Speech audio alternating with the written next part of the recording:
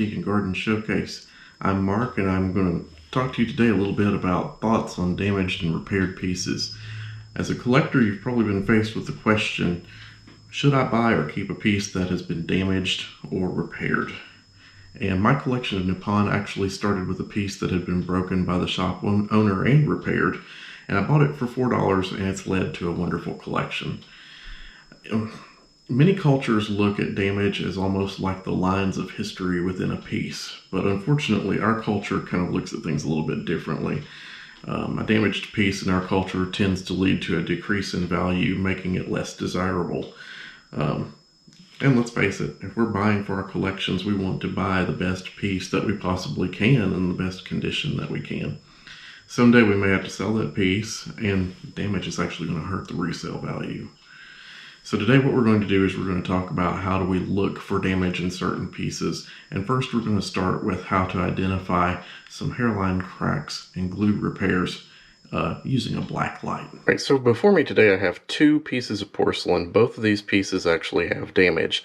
One is my very first piece of Nippon, which was broken, and I knew that when I bought it. And also as well, I bought a lot of Czechoslovakian cups that matched my great-grandmother's china pattern, and I knew in the lot that one of these was also cracked.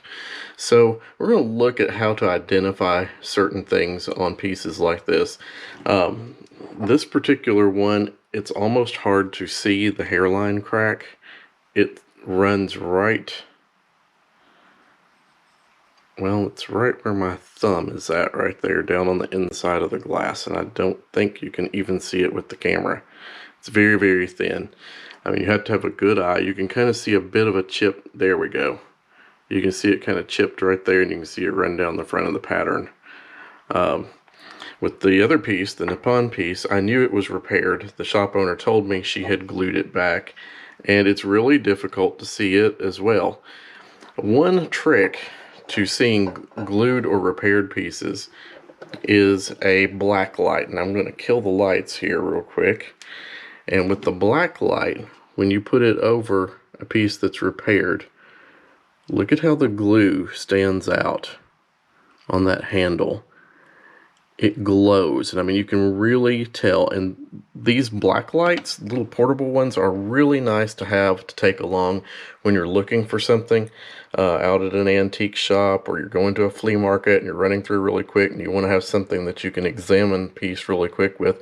It will show up any type of repair or glue or things like that. Now, it does not work as well on, let me kill that light again. You know, you're not going to see anything on that piece with it. It only shows up repairs really well. Of course, it kind of does help highlight a little bit, but really the best use of a black light is for looking for repaired pieces. Another way to look for certain damage is to know the weaknesses of certain pieces that are out there.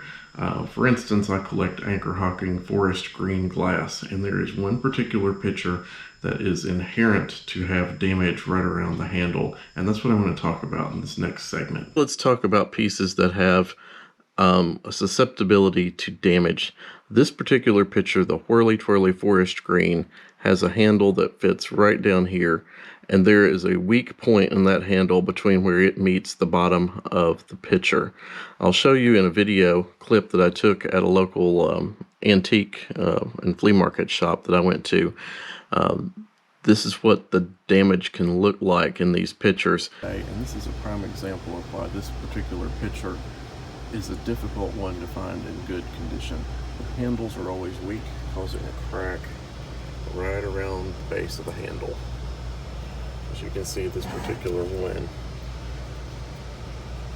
is flawed, so you want to look at that whenever you're looking at these particular pieces. To find a perfect example, you want to look for one that doesn't have a crack like that in the handle at the bottom. You also want to make sure it's not chipped in the lip. And if you can find one like this one that even has the original sticker, then you've kind of struck gold as having, you know, a perfect piece with the original sticker on it. The next part is, what is crazing, and is that actually damage, or what is crazing to a piece? Crazing is basically a network of surface cracks in a layer of glazing. And it's really more of a defect than it is a damage. More or less, it's a breakdown of the glaze of the piece over time.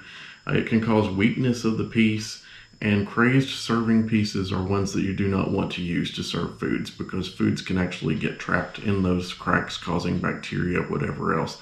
And if it gets under the glaze, it's going to stain and deteriorate the piece below.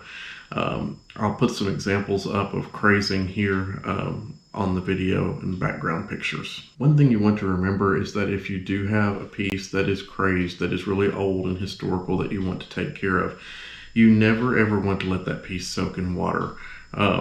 Water can soak into that. It can actually cause discoloration. And I've heard some people say that it's okay to use bleach to try to clean that discoloration out. Oh, that's something you definitely don't ever want to do, because bleach will actually cause the porcelain or the bisque underneath the glaze to just crumble. So, I mean, literally bleach can disintegrate a piece. So that's something you definitely don't want to ever use. Crazing is considered something that is not fixable. A lot of factors are involved as to whether it affects the value of the piece, age, the severity of the crazing, and severity of discoloration beneath the crazing will also play into those factors. Thanks again for watching Antique and Garden Showcase today. I hope you've enjoyed this video on damaged pieces and how to identify. Please give us a like and subscribe on YouTube, and also visit my webpage at www.antiqueandgardenshowcase.com. We're also on Facebook at Antique and Garden Showcase. I look forward to seeing you in the next video. Have a great week. Bye.